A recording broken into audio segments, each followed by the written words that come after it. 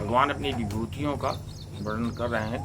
कल भी थोड़ा प्रसंग हुआ था कि औषधि मैं ही हूँ, मंत्र मैं ही हूँ, आज्य मैं ही हूँ, अग्नि मैं ही हूँ।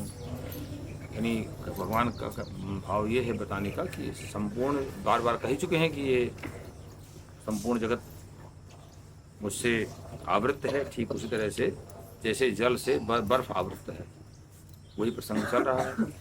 पिता हमस्य जगतो माता धाता पितामह वेद्यम पवित्रमोंकार ऋक्साम यजुरेव च गतिर्भर्ता प्रभुसाक्षी निवासस्तरणम सुहृत् प्रभव प्रलयस्थानम निधानम बीजमव्ययम। अस्य जगता धाता कहते हैं इस संसार का धारण करने वाला मैं ही हूँ, और कर्मों का फल देने वाला मैं ही हूँ। पिता, संपूर्ण जगत का जनक मैं ही हूँ।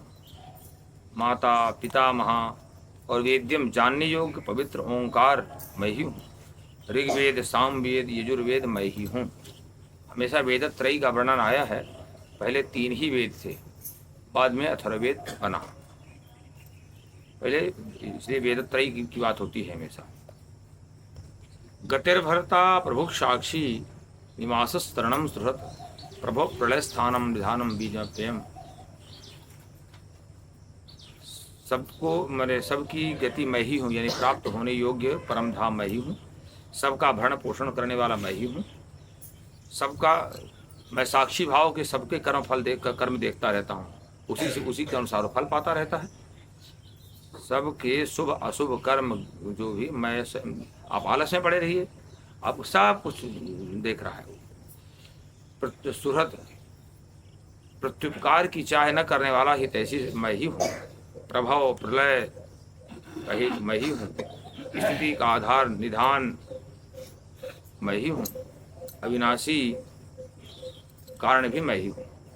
इसलिए तपाम्यहम अहम वर्षम निगृणाम विसृजामि च अमृतम से मृत्यु से सत्सहम। अर्जुन, मैं कहते हैं सूर्य के रूप में मैं ही तपता हूँ।